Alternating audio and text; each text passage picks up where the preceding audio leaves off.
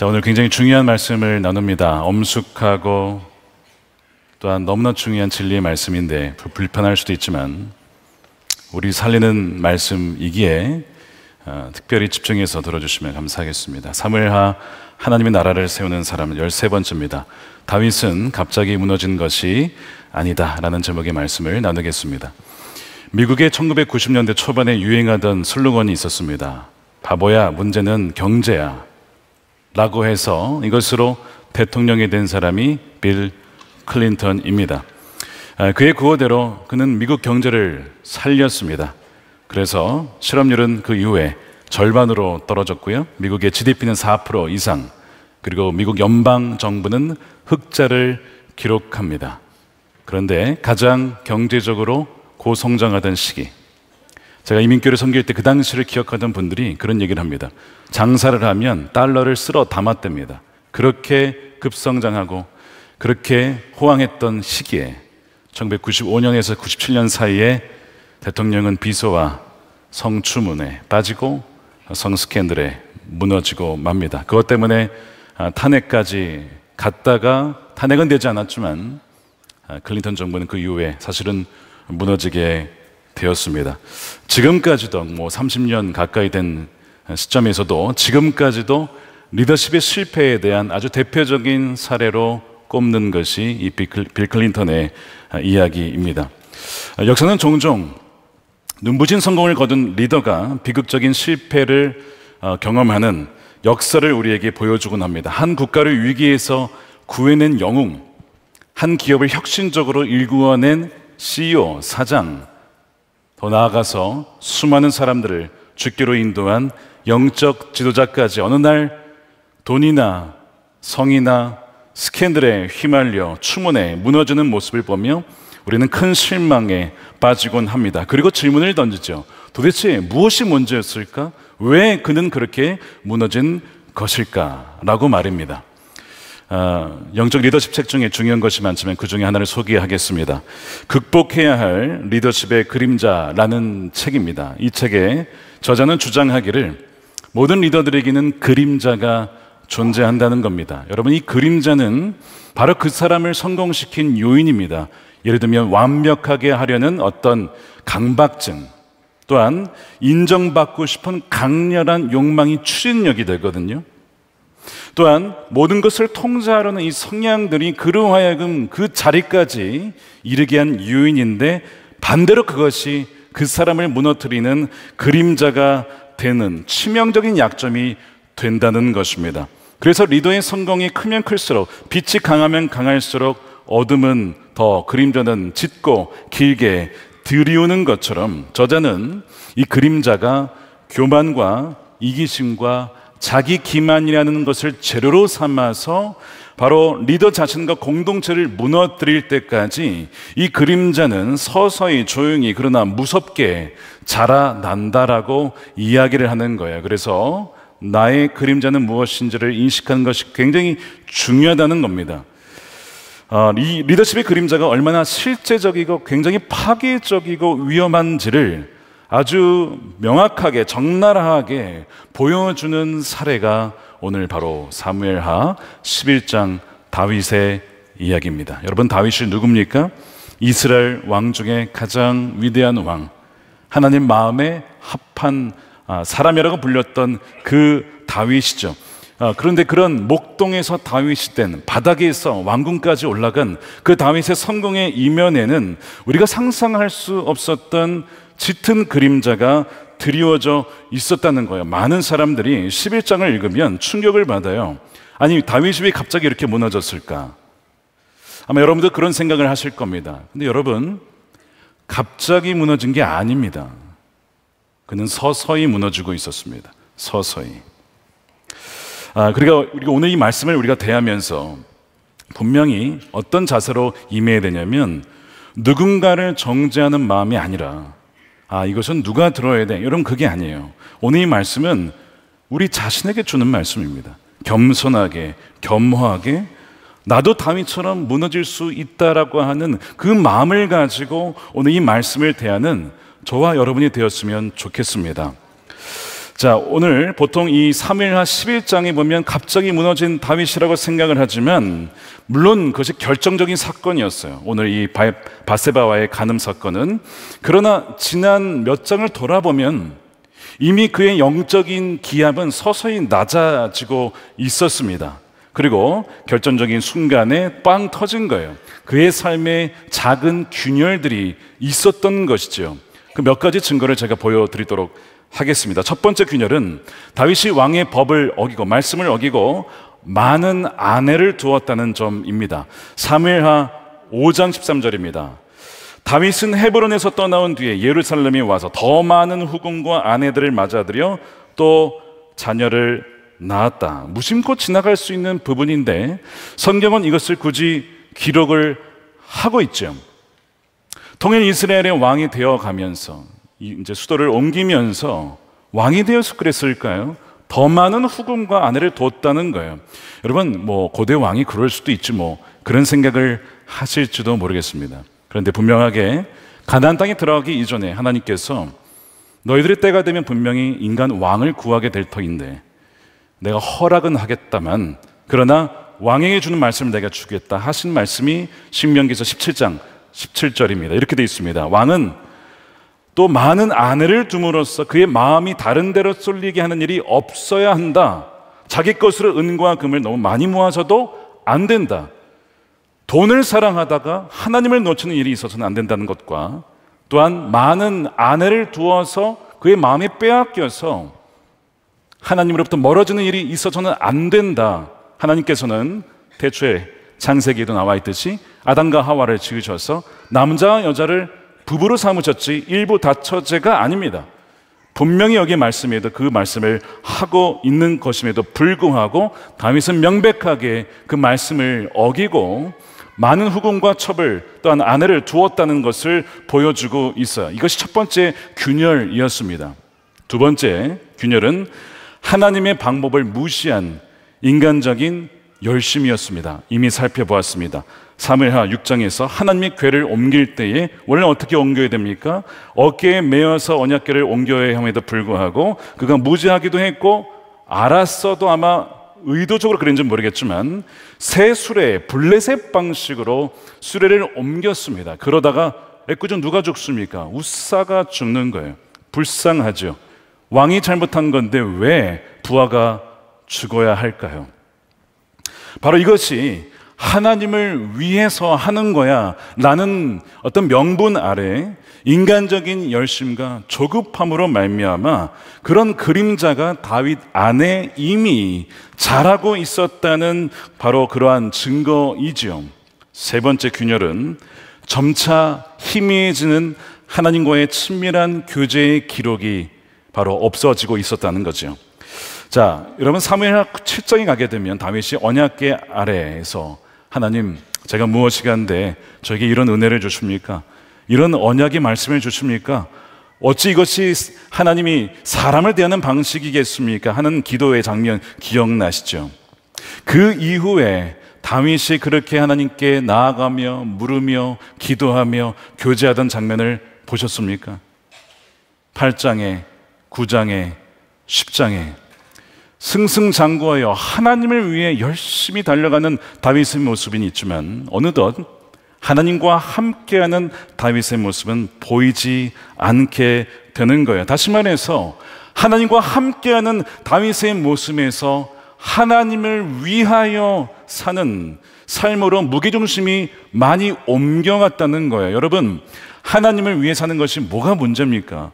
너무나 귀한 삶이죠.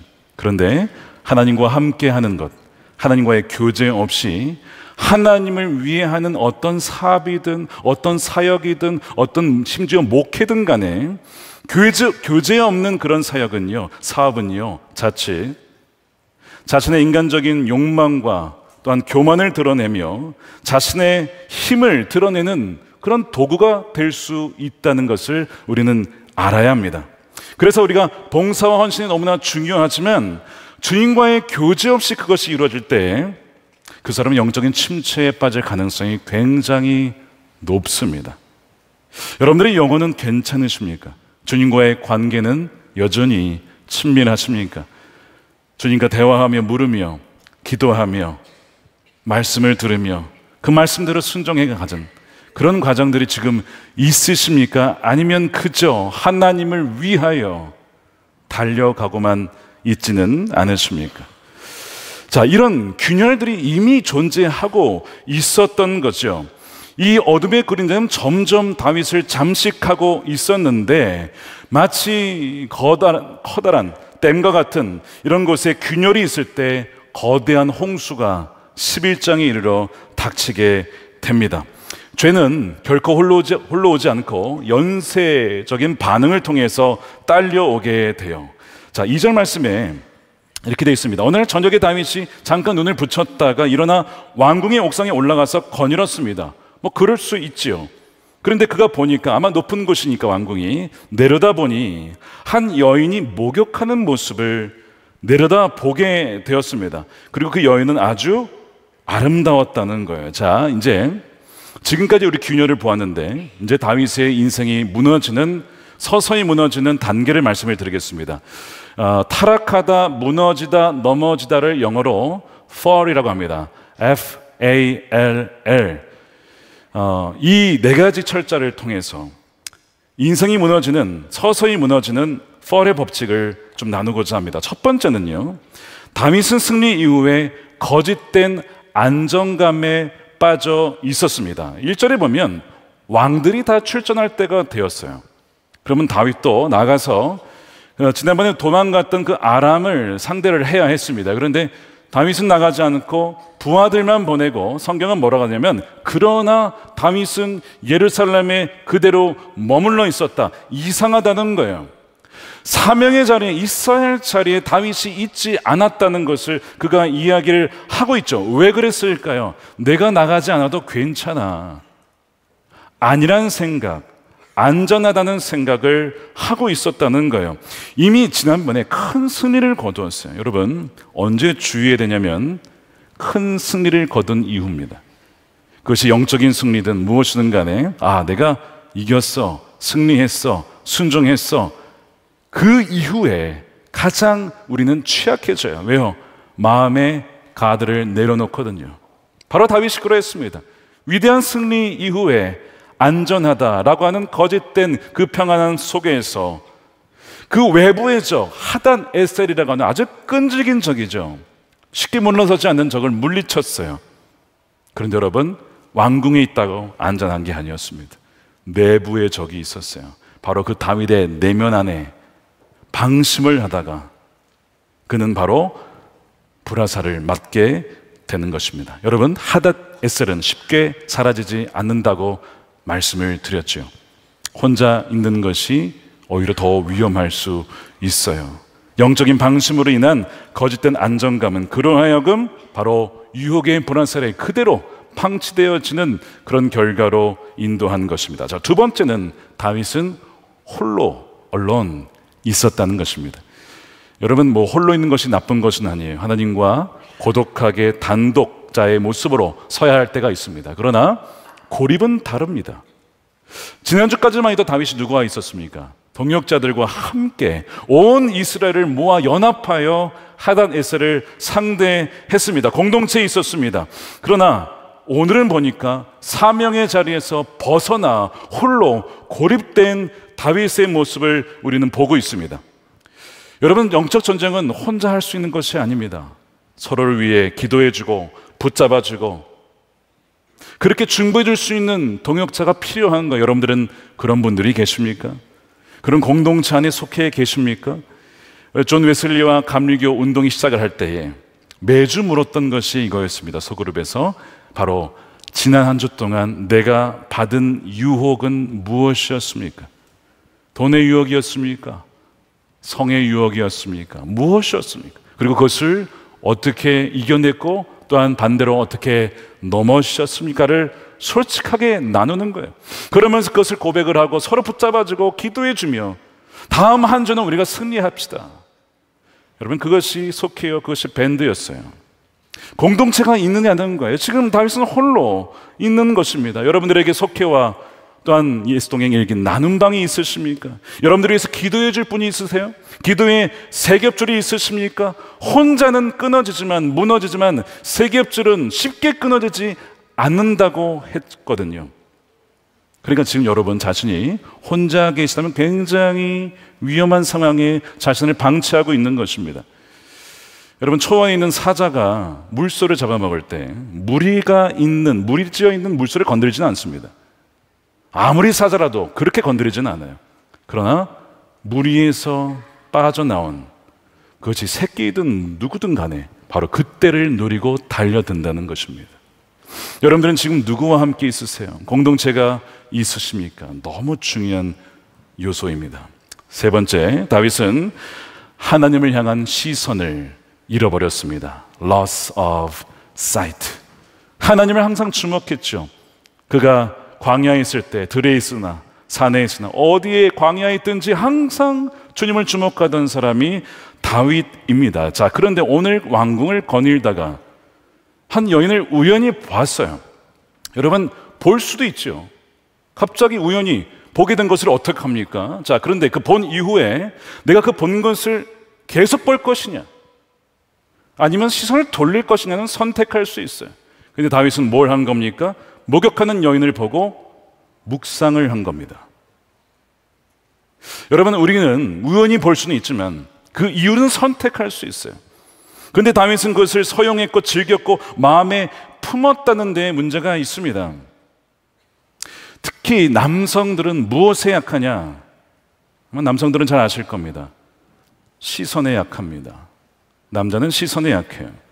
시선을 빼앗기면, 강탈당하면 여지없이 무너질 수 있는 것이 특별히 남성이죠. 물론 여성들도 그렇긴 하지만 여성은 더 듣는 것에, 어떤 촉각에, 거기에 약할 수 있어요. 남자도 마찬가지긴 하지만 특별히 시선을 방황하다가 놓치게 되면 그 눈을 통해 정욕이 들어올 수 있다는 것이 아주 취약한 부분입니다. 자, 다윗이 그 마음을 빼앗겼어요. 그 여인을 보다가 도대체 저 여인이, 아름다운 여인이 누굴까 궁금해졌습니다. 부하를 보냈어요. 누군지 알아봐라. 왕이시여, 그 여인은 당신의 충신 우리아의 아내 밧세바입니다. 개정판에 이렇게 번역을 했습니다. 밧세바가 우리아의 아내 아닙니까? 무슨 얘기죠? 왕이시여, 건들면 안 됩니다.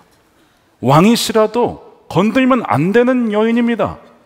스탑하라는 거예요. 레드 사인입니다. 빨간 신호등입니다. 가지 말라는 거죠. 자, 그런데 그 다음에 어떻게 합니까? 데려와라. 데려와라. 다윗은 경고 사인을 보고도 하나님을 향한 시선을 잃었기 때문에 통제 불가능한 상황이 되어버렸어요. 그저 눈앞에 욕망만이 보일 뿐입니다. 자, 오늘 본문에 보면요, 다윗이 그토록 사모하는 하나님의 임재를 상징하는 언약궤가 어디 있는지 아십니까? 11절에 보면 전쟁터에 있더래요. 그 부하들과 언약궤가 함께 전쟁터에 가 있었죠. 당연히 그렇죠. 다윗은 어디에 있어요? 예루살렘에 떨어져 있는 거예요. 자, 전쟁터에 있는 언약궤와 다윗의 이 거리만큼 어느덧 다윗과 하나님과의 사이가 이렇게 멀어져 있었던 것입니다. 그래서 죄의 유혹이 강했던 것이 아니고 다윗이 하나님을 사모하는 그 시선과 마음을 잃어버렸기 때문에 그 유혹의 불화살 한 방에 넘어지게 된 거예요. 요셉이 어떤 유혹을 받았습니까? 보디발의 아내가 유혹을 해요. 일주일에 한 2번 유혹했죠? 아닙니다. 날마다 유혹했습니다. 날마다 나와 동침하자. 여러분, 그 유혹을 어떻게 이겨냅니까? 아무리 요셉이라도 피 끓는 그 나이에 예쁜 여인이 유혹을 하면 어떻게 견뎌내냐고. 그런데 요셉이 어떻게 합니까? 내가 어찌 하나님께 범죄하리요? 그 상황에도, 보디발의 아내와 둘이 있는 상황에서도 그의 시선은 하나님께 있었다는 거예요. 유혹이 센 게 아니라 하나님 향한 시선을 잃어버리는 것이 다윗의 문제였다는 것이죠. 그래서 바로 영적인 시선 상실, 하나님을 향한 시선을 잃었기 때문에 그는 그 한순간에 여인을 바라본 눈으로 말미암아 무너지게 된 것입니다. 네 번째입니다. 다윗의 추락을 완성하는 것은 바로 무법, lawlessness, 즉 자신을 법 위에 둔 치명적인 교만이었습니다. 자, 왕의 이 절대 권력이죠. 이제 고대 왕은 더 그렇습니다. 이 절대 권력이 낳는 위험한 독이 하나 있는데 바로 나는 법에서 제외가 된다라는 그런 교만함입니다. 자, 바세바가 우리아의 아내라는 것을 알고도 데려와서 그녀와 동침한 것, 멈추지 않았던 것은 그의 내면 안에 무슨 마음이 있었던 것이냐면, 나는 이스라엘의 왕이야, 승승장구한 왕이야, 하나님이 나를 택하셨어, 기름 부으셨어, 누가 나를 막아, 하나님 나를 도와주시고 나와 함께 하시는데 이것이 뭐가 문제가 되겠어. 바로 그 교만이 그의 마음 가운데 지배를 하고 있었던 것이죠. 여러분, 이 예외주의 어디서 많이 본 적 있지 않으십니까? 어디서 보셨습니까? 사울 왕입니다. 사무엘이 아각 왕을 잡으면 죽여버리십시오, 다 진멸하십시오 라고 했어요. 근데 이 사울이 보기에 하나님 말씀이 그러해도 이 동물들 이런 거 아깝잖아요. 살려 데리고 오는 거예요. 하나님 말씀 위에 내가 있다라고 생각하는 거죠. 그것이 사울이었습니다. 그래서 불순종을 해요. 이것이 예외주의입니다. 이 예외주의가 언제 발생하냐면 하나님의 은혜가 크고 그로 말미암아 하나님께서 형통케 하실 때에 너무나 강력한 주의 빛이 임하여 오히려 반대로 그림자가 짙게 드리워지는 거예요. 나는 괜찮아. 왜? 나는 하나님이 택하셨고 백성들이 나를 택해서 세워준 왕이 사울 왕이잖아요. 그냥 괜찮다는 생각, 예외라는 생각이 그로 하여금 무너지게 한 것이, 하나님은 사울을 폐위시키셨어요. 그런데 참 무섭게도 이 예외주의의 망령이 누구에게도 온 겁니까? 다윗에게도 온 겁니다. 형통과 성공과 권력의 정점에서 자신도 모르는 사이에 다윗 역시 또 다른 새로운 사울이 되어가고 있는 것입니다. 말씀드린 것처럼 이런 변화는 갑자기 일어난 게 아니에요. 서서히 점진적으로 변하게 된 것입니다. 오늘 이 말씀을 보며 우리 자신을 돌아봐야 돼요. 내가 내 인생의 삶에 서서히 주님과의 관계 속에 균열이 나고 있는 것은 무엇인지, 내 인생의 그림자는 무엇인지를 돌아볼 수 있어야 됩니다. 분명히 전조 징후가 있어요. 있었다는 것입니다. 성경 그것을 계속 얘기를 하고 있잖아요. 그럼에도 불구하고 그것을 무시하였을 때에 그의 마음에 이 그림자가 사로잡게 되었고, 무법의 정신, 나는 법 위에 있어, 율법 위에 있어, 그것이 그를 폭주 기관차, 즉 브레이크 없는, 아무도 그를 견제할 수가 없는 거예요. 그렇게 죄를 향해 달려가게 만든 것입니다. 자, 정리해 보겠습니다. 인생을 서서히 무너뜨리는 펄의 법칙, 첫 번째, 거짓된 안정감 속에서 사명의 자리를 떠나 공동체와 단절된 채 홀로 있던 다윗은 하나님을 바라보는 시선을 잃고 자신을 율법 그 위에 두는 교만에 빠져서 죄를 향해 거침없이 나아가는 거예요. 이 사람을 막을 자가 누구에 있습니까? 아무도 없어요. 막을 수가 없는 거예요. 왕인데. 그 죄의 씨앗의 열매가 밧세바와의 동침 이후에 태어난 아들입니다. 근데 여러분, 이 비극의 이 시작이 이 끝이 아니에요. 죄는 하나로 끝난지 안다고 했죠. 연결되어 있다고 했습니다. 다윗은 이것을 은폐하고 싶었습니다.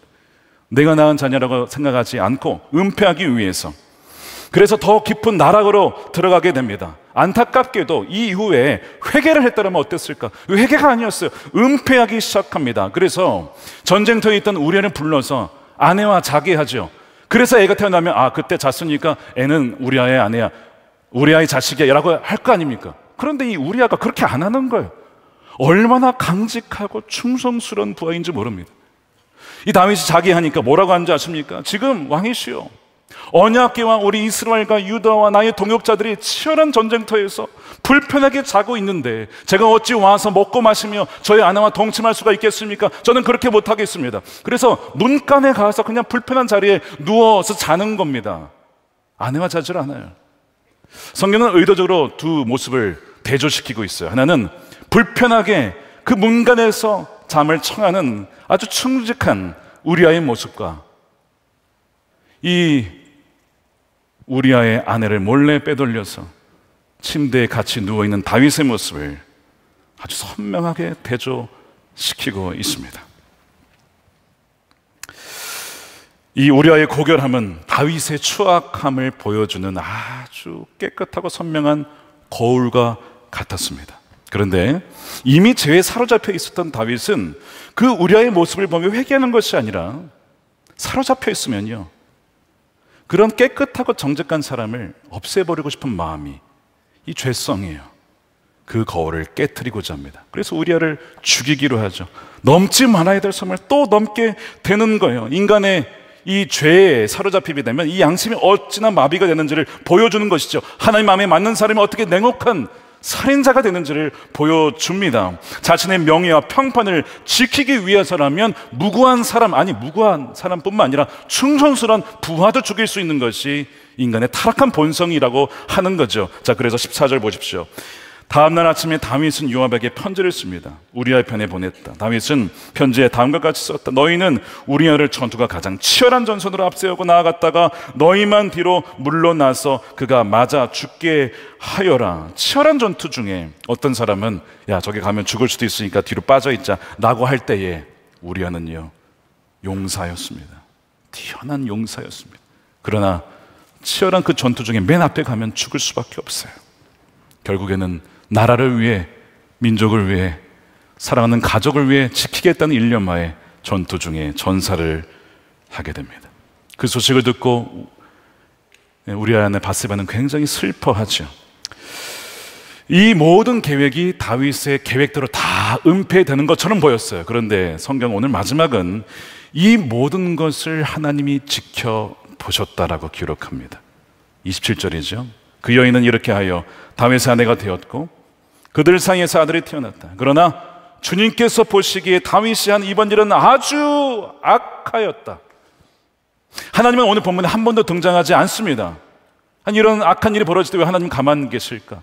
침묵하시는 것처럼 보이지만 여러분, 하나님은 다 보고 계셨어요. 또 하나, 다윗의 계획이 틀어질 수 있도록, 은폐 계획이 실패하도록 계속 만드셨어요. 결국은 이것을 드러내시거든요. 하나님은 그렇게 배후에서 또한 역사하셨죠. 다윗은 결국에는요, 간음하지 말라, 살인하지 말라, 탐내지 말라, 거짓 증언하지 말라, 도둑질하지 말라, 다른 신을 내 앞에 두지 말라라고 하는 것까지 10계명의 6계명을 직간접적으로 범하는, 어찌 보면 사울보다 더 추악한 죄인이 되고 말았습니다. 자, 여러분, 오늘 이 말씀을 보면 너무 실망스러워요. 우리가 지금까지 살펴본 것처럼 참 이런 다윗과 같은 사람이 또 있을까 싶은데 그 영웅의 추락은 많은 사람들을 마음에 아프게 하죠. 이 불편한 이야기 앞에서 우리는 물어야 됩니다. 왜 하나님은 이토록 부끄럽고 고통스러운 실패를 성경에 남김없이 고스란히 적나라하게 왜 남기셨을까요?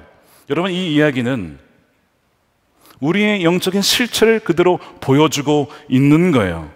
다윗의 이 실패는 예레미야 17장에 만물보다 심히 부패한 것은 바로 인간의 마음이다라고 하는 것을, 그것이 진리라는 것을, 뼈아픈 진리를 보여주고 있는 것입니다. 여러분, 우리는요, 주님을 믿고 나서 하나님을 사랑하죠. 여러분, 하나님 사랑하십니까? 근데 동시에 우리 마음 안에 하나님을 사랑하지만 때로는 내 마음대로 살고 싶은 마음이 있잖아요. 하나님을 대적하고 싶은 마음이 있잖아요. 그 두 마음이 공존하고 있다는 것입니다. 사도 바울도 로마서 7장 읽어보세요. 내 안에 성령이 계시다는 거예요. 그래서 하나님의 법을 따라가고 싶은 마음이 있다는 것이죠. 그런데 내 안에 또 다른 법이 있어서 죄의 법을 쫓고 싶은 마음이 있다는 것입니다. 오호라, 나는 공고한 사람이라다. 이 사망의 몸에서 누가 나를 건져낼 수 있겠습니까? 라고 아주 처절하게 부르짖는 사도 바울의 이 고백이 우리의 고백 아닙니까?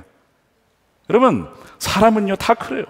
엄청난 치열한 전쟁을 치르고 있는 겁니다. 우크라이나 러시아 전쟁 중이에요. 이스라엘의 이란 전쟁 중입니다. 그런데 사실 더 치열한 전쟁이 우리의 생각과 마음속에서 항상 지금 벌어지고 있는 것이죠. 그래서 이 말씀은 우리의 모든 종교적인 교만, 즉 내가 10년, 20년, 30년 종교생활을 했으니까, 내가 예수를 믿었으니까 나는 괜찮을 거라는 것을 산산조각 내주고 있는 거예요. 나는 예외일 거야, 그것을 깨트립니다. 다윗은요 13년간 광야에서 훈련받았어요. 7년 반 헤브론에서 인내 시간을 보냈어요. 그럼에도 불구하고 넘어진 거죠. 그가 하나님을 향한 시선을 잃었을 때 다윗도 무너질 수 있었다면 우리는요, 말할 것도 없는 것이죠. 자, 그런데 오늘 참으로 이 실망스러운 이야기, 절망적인 이야기임에도 불구하고 사실 굉장한 소망이 여기에 담겨 있습니다. 다윗은 이스라엘의 가장 위대한 왕이었죠.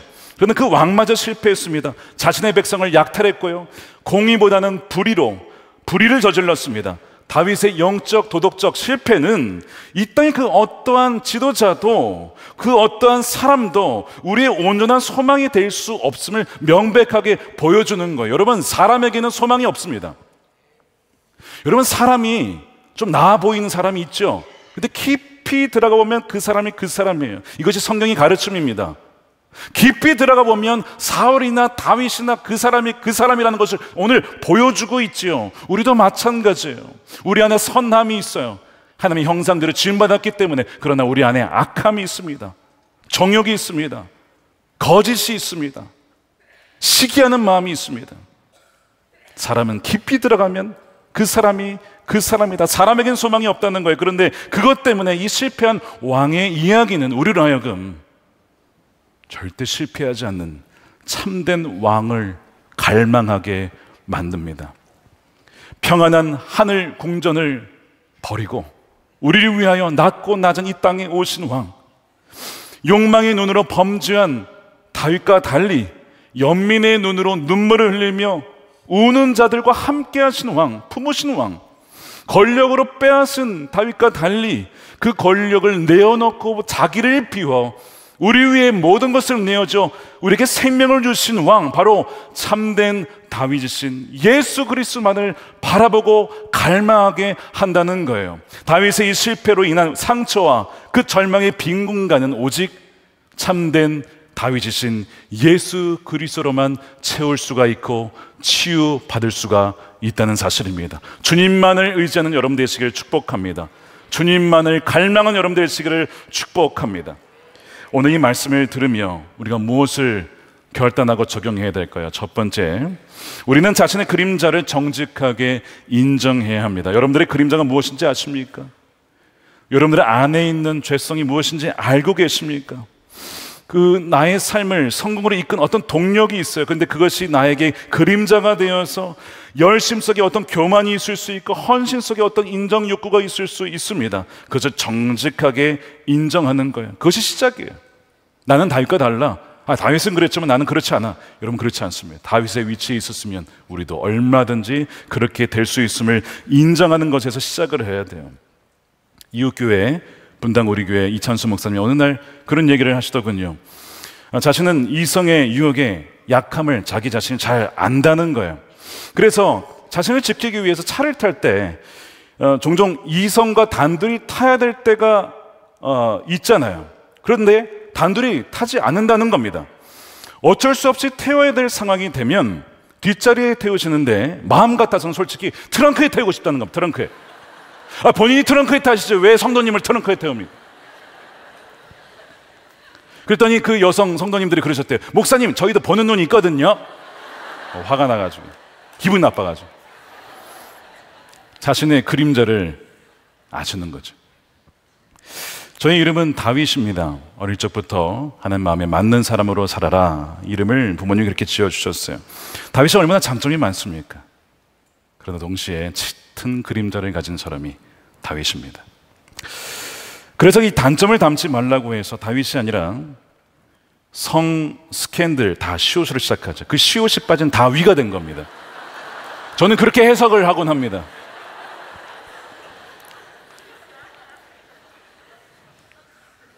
여러분, 저 역시도 제 자신을 잘 압니다. 저 스스로는 죄를 이길 힘이 없다는 것을 너무 잘 알아요. 저는 하나님이 저에게 주신 삶과 제 인생을 너무 사랑하기에 제 자신을 신뢰하지 않습니다. 저는 제 자신을 믿지 않아요. 제 자신은 얼마나 마음이 부패한 사람인지를 너무나 잘 알기에. 저는 다윗처럼 저도 무너질 수 있는 사람입니다. 저는 그것을 인정해요. 그리고 고백해요. 제가 장로님들께 이런 부탁을 드린 적이 있어요. 장로님, 제가 어느 집회를 가든 국내에 가든 해외에 가든 어디를 가든 제가 아내와 함께 가는 것을 양해해 주십시오. 전 제 자신을 신뢰하지 않기 때문입니다. 저 자신을 지키기 위한 최소한의 장치입니다. 아내가 같이 못 가면 다른 동역자로도 함께 갈 수 있도록 해 주십시오. 왜 그런 부탁을 했을까요? 제 자신을 알기 때문입니다. 여러분은 여러분 자신을 아십니까? 여러분들의 그림자가 무엇인지 아십니까? 그것을 정직하게 인정하는 것이 시작입니다. 두 번째, 우리는 우리 자기 인식을 위한 영적 훈련을 실천해야 돼요. 말씀을 읽으며 말씀 함께로 묵상을 하며 예수성경 일기를 쓰며 하루 동안 내가 받은 유혹이 무엇이지, 내가 주님을 바라보지 못했던 순간이 왜였을까를 돌아보며 정직하게 기록해 보는 거예요. 여러분, 중요한 훈련입니다. 다윗이 무너진 건 다른 것이 아니라 하나님을 향한 시선을 잃었기 때문이에요. 유혹이 강했던 게 아니에요. 하나님을 향한 시선을 놓쳤기 때문에 그가 무너지게 된 것입니다. 그러니까 주님을 주목하는 훈련, 주님을 의식하는 훈련은 너무나 중요한 훈련이죠. 그리고 여러분 주위에 공동체를 두는 겁니다. 믿음의 공동체 안에서, 속회 안에서, 기도의 세 겹줄 안에서 여러분의 연약함과 어려움을, 기도 제목을 나누며 함께 기도하는 것, 이것이 얼마나 중요한지 몰라요. 혼자 계신 분들은 꼭 속회 안에, 공동체 안에 들어가셔서 도움을 받으십시오. 그러면 다윗처럼 무너지지 않도록 하나님께서 믿음의 동역자들을 통하여 서로 붙잡아 주실 것입니다. 마지막으로 우리는 그리스도 안에 참된 정체성을 붙잡아야 됩니다. 자, 많은 그림자는 내 자신을 증명하고자 할 때, 내가 이렇게 가치 있어, 능력이 있어, 거기에서 나오기도 하고요. 또한 어떤 공허함, 상처 때문에 다윗이 홀로 오랫동안 살았거든요. 들판에서 외로웠을 겁니다. 그래서 더 많은 여자를 원했는지도 몰라요. 그 아픔이 있어요. 그런데 주님께서 우리의 모든 상처를 치유하셨고, 또한 우리의 진정한 가치는 어떤 능력, 그것이 아니라 우리 있는 그대로 우리를 사랑하셔서 우리에게 모든 것을 내주신 바로 예수 그리스도를 진정을 우리가 받아들일 때에 우리의 참된 정체성은 바로 하나님의 사랑받는, 그 존재로 사랑받는 아들과 딸이라는 것입니다. 그럴 때 어떤 마귀도 우리를 흔들 수가 없는 거예요. 암벽 등반하시는 분들, 또 빙벽을 올라갈 때 이 등반가들이 항상 생각하는 게 뭔지 아십니까? 내가 여기서 떨어질 수 있다, 추락할 수 있다는 것을 항상 가정을 합니다. 그래서 하는 일이 있어요. 바위 사이에 하켄이라고 하는 금속 물질을 끼워서 거기에 로프를 걸어서 자신을 둘러맵니다. 왜요? 난 떨어질 수 있어. 또 하나 뭡니까? 가장 안전한 가이드, 가장 베테랑, 그 사람과 나를 또한 연결시켜요. 내가 떨어지면 그 사람이 붙잡아 줄 수 있도록 다양한 안전장치를 하고 올라가는 거예요. 여러분, 이 마음이 무엇입니까? 겸손한 마음이요. 나도 넘어질 수 있다, 떨어질 수 있다, 나의 힘을 과신하지 않는 것입니다. 그러면서 이것이 주는 메시지가 무엇이냐면, 흔들리지 아니하는 바위 되신 주님께, 또한 우리의 생명줄 되신 주님께 우리의 인생을 단단히 묶을 때, 때로는 우리가 넘어질 때가 있고 쓰러질 때가 있지만 그 줄이 바로 주님께서 저와 여러분들을 단단히 붙잡아 주실 것입니다. 우리 공동체가 함께 묶여 있을 때 한 사람이 넘어져도 완전히 넘어지지 않는 것은 공동체가 함께 세워주기 때문에 아주 넘어지지 않도록 세워주는 그 공동체를 말미암아 우리는 다시 일어설 수 있게 될 것입니다. 사랑하는 여러분, 실패한 분이 계십니까? 넘어진 분이 계십니까? 그러나 여러분 기억하십시오. 우리의 죄보다 하나님의 은혜가 훨씬 더 풍성하다는 것을, 우리가 우리의 그림자를 인정하고 주님 앞에 빛 가운데 나아갈 때 주님께서는 우리를 다시 회복시키시고 다시 세워주실 것입니다. 하나님의 은혜는 마름이 없고 다함이 없기 때문에 그 인자하시고 자비하신 하나님의 은혜 가운데 다시 한번 일어서는 저와 여러분들이 되시기를 주님의 이름으로 축원드립니다. 아멘. 우리 기도하겠습니다. 이 시간 기도할 때 주님, 성령의 빛으로 나의 그림자를 비춰주십시오. 내 내면에 어떤 그림자가 있는지, 어둠이 있는지 그것을 비춰주십시오. 내 삶에 어떤 영적인 균열이 있는지를 알게 해 주십시오. 다윗이 더 많은 후궁들을 두었고 자신의 방식대로 말씀을 어겼으며 하나님을 향한 그 교제, 사랑이 어느덧 사라졌습니다. 자신을 알지 못했어요. 주님, 제가 알지 못하는 그 내 삶의 균열이 무엇인지를 이 시간 깨닫게 해주셔서 어느 날 댐이 무너지듯 와르르 무너지기 싫습니다. 주여, 지금이라도 깨우쳐 주셔서 회개하여 돌이키는 은혜를 주십시오. 오늘 이 말씀 참으로 무겁지만 우리에게 생명이 되는 말씀이 될 것입니다. 때로 넘어져도 다시 일어설 수 있는 그런 로프와 같은 생명줄이 될 것입니다. 이 시간 기도할 때 주여, 우리의 모든 연약함을 고백하며 주여, 우리를 붙잡아 주시며 또한 우리가 또한 반석되신 주님께 로프를 묶습니다. 주여, 우리를 붙잡아 주옵소서. 우리 함께 동성으로 기도하도록 하겠습니다.